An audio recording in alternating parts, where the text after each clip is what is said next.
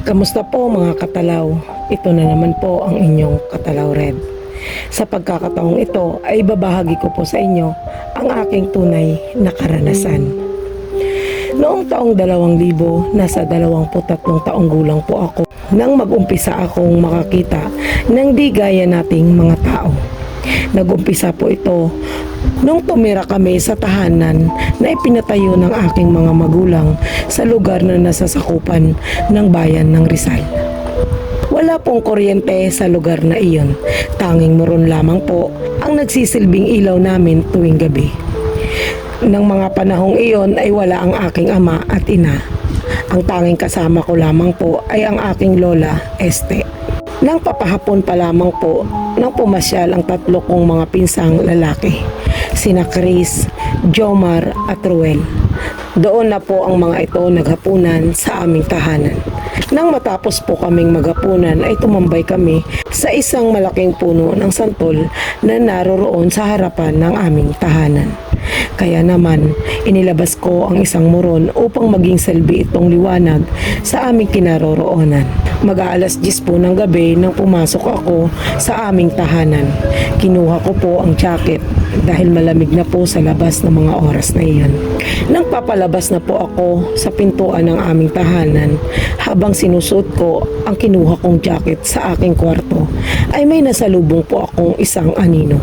Anino po ng isang lalaki. Umiwas po ako para di kami magkabungguan. Medyo malamlam lang po ang liwanag na nagmumula sa muron na naroroon sa kinaroroonan ng aking mga pinsan. Noong una po ay inakala kong isa sa mga pinsan ko ang aking nakasalubong. Pero laking gulat ko na sa paglabas ko ng pintuang iyon ay natanaw kong nagtatawanan ang mga pinsan kong sina Chris, Jomar at Ruel. At sigurado po akong hindi rin po iyon ang aking lola Este. Dahil natutulog na po ito sa aming kwarto at humihilik pa nang kumuha ako ng aking jacket. Kinilabutan po ako ng mga oras na iyon sa aking nasilayan. Pero tinanong ko pa rin po ang aking mga pinsan kung may nakita ba silang pumasok sa pintuang iyon. Dahil kung meron mang pumasok sa mga oras na iyon, ay sila ang unang makakakita rito. Sumagot naman ang mga ito na wala raw silang napansin. Tinanong naman ako ng aking pinsang si Chris kung bakit. Sinagot ko lamang ito ng, wala naman. Mas pinili ko na lang pong ilihim sa mga ito ang aking nakita. Halos mag-aalas 12 na po ng gabi nang magpaalam ang mga ito na uuwi na. Halos ilang buwan din pong namalagi ang aking lola Este sa aming tahanan bago ito umuwi sa tahanan ng aking tiyahin na nakatira sa Kabayanan. Kaya naman, nung wala po akong nakakasamang matulog sa aming tahanan, ay nagpapasama po ako sa dalawang anak ng aming kapitbahay, si Eliza at ang bunsong kapatid nitong si Dana. Tuwing gabi po ay sa bahay po ang mga ito natutulog. Minsan po ay sa bahay na ito naghahapunan. Nang matapos po kaming maghapunan, ay nagpasama ako sa dalawang magkapatid para isahod ang container ng tubig sa gripo na naroroon sa aming kapitbahay na si Aling Marlin. Dahil ng mga panahong iyon, tuwing gabi lamang ang schedule ng pagpapadaloy ng tubig sa aming sityo. Alas 8:30 ay napuno na ang aming mga container. Nang papauwi na kaming tatlo, ay nadaanan namin si Aling Marlin na nagsisiga sa harapan ng kanilang tahanan. Nakipagkwentuhan po ito sa akin. Lumipas ang mga oras na iyon nang di ko namamalayan. Dahil sa madalang po ito sa kanilang tahanan at abala po ito sa kanilang tindahan na naroroon sa Kabayanan. Nang makaramdam po ng antok ang bunsong kapatid ni Eliza na si Dana, ay nagyayaan na po itong umuwi. At doon pa lamang po nahinto ang pakikipagkwentuhan sa akin ni Aling Marlin. At nagpaalam na din po ako dito na uuwi na kami. Pasado na po alas 12 nang lisanin namin ang tahanan ni Aling Marlin. Habang nilalakbay namin ang daan patungo sa aming tahanan, at matapat kami sa 2 puno ng bayabas ay may natanaw akong isang nilalang. Noong una, inakala ko itong isang bulo ito ng kalabaw. Dahil sa puno ng 2 bayabas na iyon ay malimit tinatali ng asawa ni Aling Marlin ang mga alaga nilang kalabaw. Pero nang papalapit na ito sa amin, ay nakita kong isang malaking aso na kulay itim, na pulang-pula ang mga mata nito. Nang tinutukan ko po ito ng flashlight kong dala, ay bigla po itong hindi gumana. Malakas po ang ilaw ng flashlight na iyon.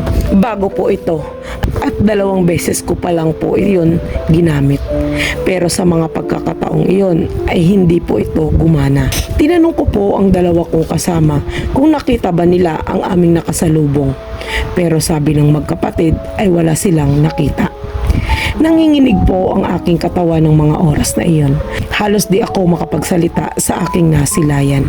Nang makarating na kami sa aming tirahan, ay napansin ko si Ate Letlet na nagsisiga sa harapan ng kanilang tahanan. Ayon dito, ay nagpaparikit ito dahil sobrang dami raw ng lamok at hindi ito makatulog. Kaya nagparikit ito at nagpausok. Ang Ate Letlet po ang pinakamalapit naming kapitbahay. Nang tinanong ko po ito kung may napansin itong dumaan sa kanilang tahanan ng mga oras na iyon, ang sabi lamang nito ay wala. Aniya, wala akong napansin. Pero yung mga alaga kong aso ay panay ang tahol. Nakaharap daw ito sa daan na nasa gilid ng kanilang bahay. Pero nang tingnan daw niya ay wala namang tao. Nilapitan ako ni Ate Letlet at tinanong nito kung ano daw po ang nangyari sa akin at bakit garalgal ang boses ko at bakit parang takot na takot daw po ako. Bago ako nagsalita ay inutusan nito si Eliza na kumuha ng isang basong tubig upang ipainom sa akin. Aniya, uminom ka muna ng tubig, sabay abot nito sa akin. Nang mainom ko ang tubig na kanyang inabot, ay ikwinento ko rito ang aking nasilayan. Aniya, bakit kasi gantong oras kayo umuwi? Tumatayo tuloy mga balahibo ko. Sige na, isara na ninyo nang maayos ang mga pintuan at uuwi na din ako. Pagkauwi ka ng Ate Letlet ng mga katagang iyon ay umuwi na ito. Kinabukasan ay maaga akong gumising. Pumunta ako sa tahanan ng aking tiyahin. Di naman kalayuan ng tahanan ng mga ito sa aming bahay. Nasa kabilang kanto lamang po ang mga ito at kabarangay lang din po namin. Pumunta ako roon para bumili ng paninda nitong gulay. Dahil ng mga panahong iyon ay nagtitinda ito ng iba't ibang uri ng gulay na nagmula naman sa pananim ng kanyang asawa. Nang makabili na ako ng panindang gulay nito ay nabanggit ko dito ang kaganapan noong gabi. Habang ikinukwento ko sa aking tiyahin ang mga pangyayari noong gabi ay halata naman sa mukha nito ang pagtataka. Aniya, buti hindi natalo ang dungan mo. Kung nagkataon ay baka dinumog kayo ng malaking aso na yon. Kasunod nito ay ikwento din ito ang nangyari sa 2 mag-uuling na inatake na isang malaking asong kulay itim. Na sa mga pagkakataong iyon ay halos magkakasunod lang ang mga oras ng mga kaganapang. Ayon sa aking tiyahin, kung mag-aalauna muna sa lubong ang malaking asong kulay itim, 2:30 naman daw ng madaling araw inatake ang 2 mag-uuling. Ayon sa kwento ng aking tiyahin, si Jimboy at Carling daw ang mga ito. Ito daw ang mga nagdi-deliver sa kanya ng uling. Ikwinento daw ni Carling sa kanya na inatake daw sila ng isang malaking aso na pulang-pula ang mga mata at matutulis ang mga pangil nito. Makailang ulit daw sila nitong sinakmal pero tuwing didikit sila sa alambring naroroon sa pinag-uulingan ay umaatras daw ang nasabing aso. Kaya naman nang mapansin ng 2 na takot ito dumikit sa alambre na naroroon ay hindi na umalis si Carling at Jimboy at nagpaabot na lamang ng liwanag ang mga ito bago nilisan ang kanilang pinag-uulingan. Dahil sa nangyari ng mga panahong iyon ay madalang na po akong lumabas ng gabi. Lumipas po ang halos 1 buwan ay pinuntahan ako ng aking kababatang si Jose. 7:00 na po ng gabi nang pumunta ito sa aming tahanan. Nagyaya po ito ng inuman sa kanilang bahay. Si Jose po ay anak ni Aling Marlin. Aniya, Red, tara, tagay tayo sa bahay. Ops, huwag kang tatanggi, birthday ko ngayon. Kaya naman napakamot na lamang ako sa ulo ng mga oras na iyon. Tinanong ko si Jose, "Pinapayagan ka na ng Aling Marlene na uminom? Tibay mo at sa bahay niyo pa talaga." Ngumiti lamang ito at nagwika, "Aniya, wala si mama dyan. Bukas pa ng hapon ang uwi nun, kaya pwede ako uminom ngayon." Pagkawika nito ng mga katagang iyon ay tinungo namin ang tahanan nito. Pagdating roon ay nakita ko ang iba naming kababata. Nakahanda na rin ang mga pulutan at mga alak na naroroon sa isang mahabang mesa. Umupo po ako sa isang upuan na nakaharap sa kanilang pintuan. Tanaw ko po ang tahanan ng kanyang tiyahin na halos ilang taon na walang nakatira dito. Nahahagip po ito ng ilaw na nagmumula sa tahanan nila Jose. Dahil sa halos 5 metro lamang ang layo nito sa tahanan nila Jose. Nang malagyan ni Jose ng alak ang aking baso, ay napasulyap ako sa bahay ng tiyahin nito. Napansin ko ang isang babaeng nakakulay puti. Nakatingin ito sa aming kinaroroonan. Pero di ko po maaninagan ang mukha nito.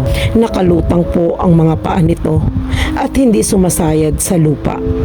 At nang muli kong ikurap ang aking mga mata, ay naglaho itong bigla.